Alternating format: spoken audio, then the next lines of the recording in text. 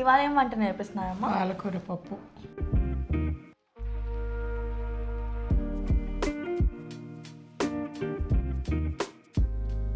మీరు అడిగిండ్రు కదా, అందుకని చేస్తాను. మీ స్టైల్లో చేసి చూపించాలి. నా స్టైలే. ఓకే. పప్పు, చింతపండు, పచ్చిమిర్చి, పాలకూర, టమాటా, అది కరివేపాకు. స్టార్ట్ చేసుకుందామమ్మా. పప్పు కడుగు పెట్టాలా ఫస్ట్? కుక్కర్ తీసుకో. పాలకూర కోసి కడగాల.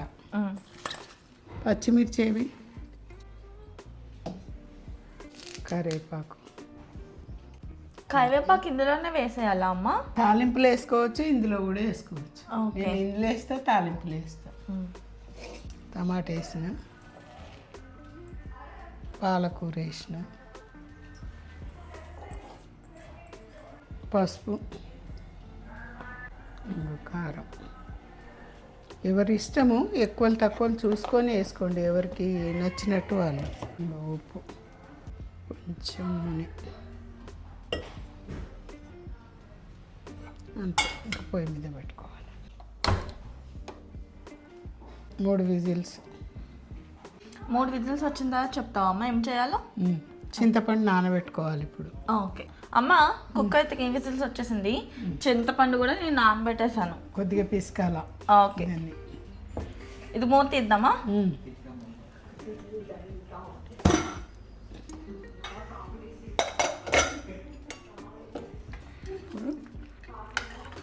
చింతపండు ఇది చేసిపోయామ్మా, చిక్కగా వేసుకో. చింతపండు నీళ్ళు,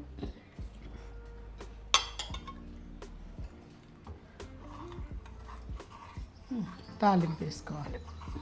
అంతేనా అమ్మ? ఒక మంట, చెక్కలేదా? కొంచెం మంట పెట్టాల. కొంచెం తాలింపు వేసి అది ఇది కాసేపు ఇది చేస్తే సరిపోతుంది.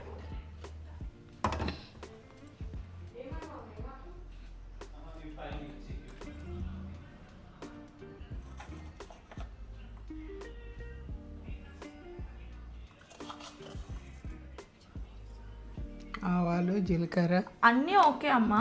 ఆ గింజలు ఎందుకు వేసాం? ఎండుమిర్చి గింజలు మంచిగా ఉంటుందని వేసాను. అంటే ప్రతి దేంట్లో అయినా గింజలు వేసాం. చార్లల్లా, పప్పు చార్లా, ఇట్లా వీటిలల్లో వేయాలి. ఉప్మాలో ఇట్లా వేసావు, అట్లా వేస్తే బాగోదు. ఇట్లా పప్పులలో వేస్తే కొంచెం మిరప గింజలు కదా, మంచిగా ఉంటాయని వేస్తాను.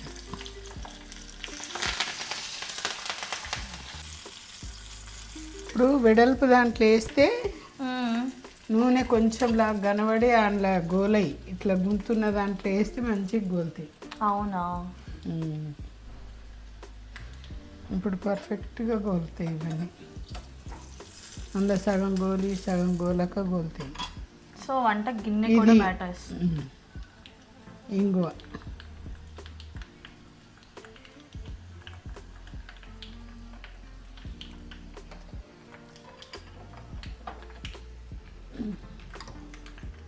తాలింపు వేసేసి.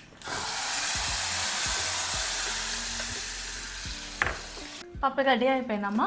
పప్పు రెడీ. కొంచెం వేడెక్కితే తీసేస్తే అయిపోతుంది.